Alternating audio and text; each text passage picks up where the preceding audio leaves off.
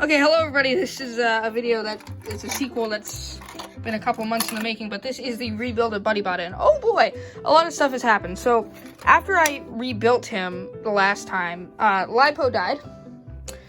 Sorry, Lipo didn't die actually. The lifter broke. The servo, we've basically figured out the servo was toast. Ordered 2 new servos. You know, one comes, it arrives here, and I'm like, oh, this is gonna be great. And then it wasn't. So yeah, so then we got these 2 new ones, and I was, you know, sure they were gonna work, and then I burnt one of them out. So this is the last servo, last spare one we have, so hopefully it doesn't break, but the lifter is once again working. We need to cut out a new aluminum servo saver with some aluminum we have over there now. The only problem we're having is we're having issues with the battery and it running out. So basically when we take the bot apart, or anytime I use it, I'm just gonna have to take it apart and then take the batteries out and then put it back in, which is annoying, but I kind of have to do it. So yeah, new motors. Motors are finally working again, but they were already working before. So everything's really working. We ordered a ton of spare parts, and he's gonna have a new configuration, and I don't know how long this video is gonna take to film, like, the course of it, but, you know, I will get back to you guys when the new configuration has come here and I've figured out how to make it. So the first thing to do is cut that wedge out, which I'm going to do right now. It's got this sheet of aluminum, not very thick, but this is what we're gonna be using for the top from now on, and also I'm making a new wedge for it to replace that sucker on the ground there. Obviously, that I'm gonna keep that as an emergency wedge, but yeah, so the aluminum we can actually do with these shears that we have here, and we don't have any machining equipment, and since it's the middle of a pandemic, can't really do it, so we're just taking the risk. Just gonna shear this off and then bend the edges a little bit, and then I'll be Buddybot's new wedge. And then again, we're gonna make a top panel like that for it, probably out of this aluminum. Okay, ladies and gentlemen, I finally got them back together, again. And as you can see, this is what I did for the wedge. So basically, I cut the aluminum wedge kind of wrong, and I kind of had to redo it. Or I kind of had to, like, rethink what I was doing. So I realized the titanium wedge had holes in it, but since it's stronger than the aluminum wedge, I figured I'd just put these things on for, like, an anti-horizontal spinner attachment when it goes up against people who can, like, grind away at them, like foiled. I had to chop it down a lot, but as you can see, it's actually, okay, I broke the freaking batteries out of here. As you can see, it's actually, it's not scraping the ground anymore, which is nice, because when you have the lifter in, it doesn't scrape the ground. This is just gonna be the lifter. Lifter doing okay. I put in the thing the wrong way, so I'm gonna have to take it apart again later, but for now, it's just like this. As you can see, like, it can lift things that are, like, about the same weight as it. Send them flying in the air, like, or something that's heavier. I hate that sound so much. Okay, just see if we can flip this. This is heavier than it, but, like, if you can flip this, it means it's doing fine, so.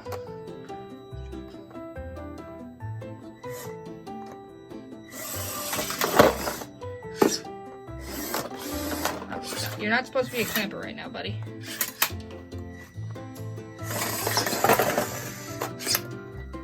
So yeah, I mean, it's not 100%. It almost works better as a clamper than a lifter. Okay, so we're finally getting around to what I wanted to do with this upgrade stuff. As you saw, I have the new wedge, finally fixed the lifter, and this is gonna be the newest configuration. This is a clamper configuration. I know it looks lopsided because it is. Trust me, it still works. I kind of thought this was kind of a cool idea because it actually almost, at the competition, it almost works better as a clamper than a lifter. So I'm gonna keep this around as a backup if the lifter isn't working properly, which it probably won't.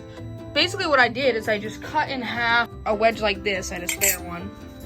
I cut right down the middle and basically just left 2 little smaller sides with these things out here, and then I bent what would be this part forward like the tippy part there. And as you can see, it actually does a pretty good job clamping. 1 second here, it's hard to drive and hold up the phone. The main problem is actually driving up on things.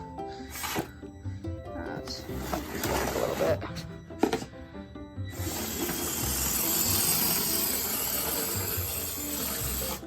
So like you can get a pretty good bite.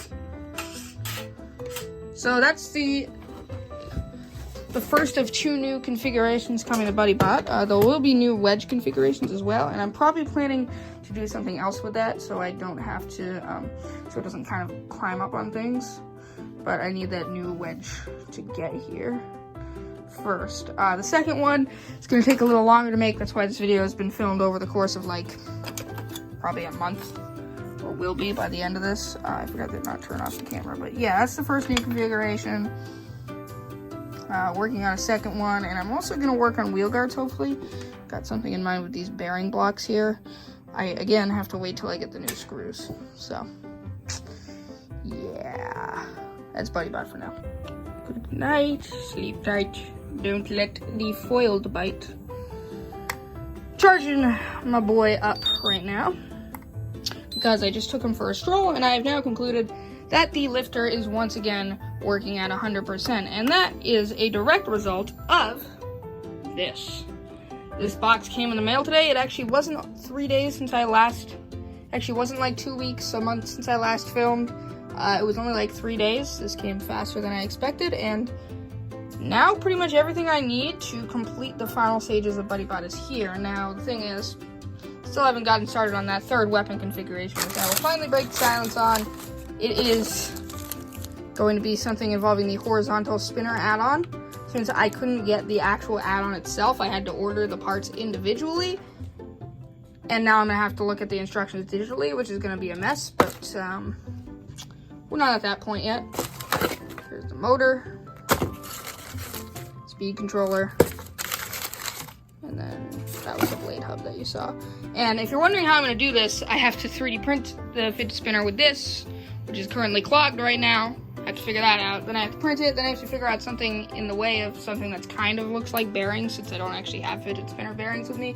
Then I have to make sure that the fidget spinner can actually mount on the blade hub, which it's supposed to.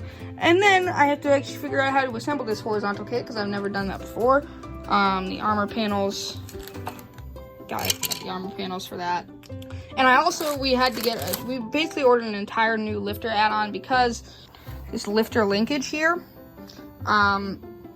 this only comes in the kit, and to be frank, a lot of the parts that we had for the lifter kit were already broken, so we figured we might as well just order a new thing. And this only comes with the kit, and we didn't want to like crudely cut one out of our aluminum or polycarbonate or anything, so we just ordered a whole new one. And with that, the lifter seems to be working okay again. Like I said, it can self right now, which is great. We're still thinking about wheel guards. It's either going to be that, or I'm just going to do the double wheel strategy again, which actually works a lot better than I expected it to. And one more thing that's going to be happening, hopefully going in tandem with this new crusher configuration, is I got these vertical spinner wedgelets. So these go with the actual Viper vertical spinner, or they should go with it, but obviously that's defunct. So what I'm going to do is I'm actually going to drill holes for these in this wedge and have those go in there, and then when I bring out the clamper configuration that I showed you guys in the last video, these are going to go on it to help feed stuff into the wedge. So there you go. That's the progress so far, and I'll get back to you when I start building that horizontal spinner, or I finish up with this new wedge. On the wedgelets, these things are really cool. I like them. I know they don't look like they're perfect right now, but trust me, this is the way the wedge kind of slants when it's on the robot, so they should feed into the ground. I'm going to be using these mainly for the spinner, the horizontal, and then the clamper. Obviously, in both cases, with the clamper, I was just having trouble. You probably saw in the test footage, it would like go up on things and then pull itself upwards. I'm hoping that if it gets under the things with these wedgelets, it'll actually be able to not have that happen. And then with the horizontal spinner, it might have trouble hitting bots that are lower to the ground, so I'm hoping this can maybe help in some way getting it lower to the ground. By the way, these are from the Viper vertical spinner kit. you know, which was on sale for a while, but they've discontinued it, and these are on clearance right now on the Fingertech website. So if you guys own a Viper and you want to get some of these, all you have to do is really buy them, get the right screws for them. I forget what the exact specifications are, but they should say somewhere. And then you have to drill holes in whatever polycarb armor you have, or metal if you have the means for that, but I'm too scared to do it in the metal because I don't want to freak up the metal. I'm gonna get the other one drilled in, and then I'm probably gonna take this for a test drive just to see what it's like with the clamper, hopefully. So I'm gonna drill that second one in and be back. Basically, this configuration is now done. Got these forks drilled in here. They have threads for themselves. See those threads? And they're pretty low to the ground. They can actually get under stuff. And obviously, we have that clamper. They're a pretty good combo if you can get under something enough to pop it up in the air and then plop down. I'll try and show you real quick. But if you can get under it, and then kind of get a nice, see, I screwed it up. Okay, anyways, the thing is, I'm gonna do some test footage later. Yeah, I missed. Flew that thing up though. Don't worry, this isn't gonna be the only configuration as well. Not to mention, double chunky wheels are back. But, okay, hopefully I can get it this time. So as you can see, if you get under something enough, and get a nice clamp, as you can see, hopefully, you get a nice running start. You get a nice running start, and get under something, you can get a nice bite on it and carry it around. See? There it is. So you can kind of carry something around like that, like the old Buddybot did, except you can do it with way more efficiency because it's easier to get under. Okay, ladies and gentlemen, this is the final part of the video. As you can see, the third part of the master plan is coming together. The 3D printed fidget spinner is being printed. Now, the way this is going to work is basically it has a hole in the center that right now is covered up with supports. But, it's not a good sound. It will eventually be hollowed out, and then it should be able to fit into a Fingertech blade hub. I was not the one who had the original idea for this, so if you search up Fingertech compatible fidget spinner on Thingiverse, you'll find the guy's name. I might put a picture up of it right now, I might not, but that's where you can get it from. And once this is done printing, tomorrow, I'll take it out. I'm gonna have to take that guy apart again to test out what this thing does, and then I'm probably gonna take it into my garage and hopefully take it for a test spin. I'm guessing it's gonna crack in half almost immediately, but we'll see. It's gonna be a rather interesting one, isn't it? Time to assemble. Okay, guys, so my dad is smart, and he somehow did the exact same thing that I did when I was trying to set it up and got it to work, and it works. Right, but it doesn't spin very fast. And it needs a kick to start it. Watch. Wait, what if we trim it a little bit? That might just be the way it's in, you know? Oh, yeah, maybe the trim. It's probably the trim. Yeah, see, there we go. It's beautiful.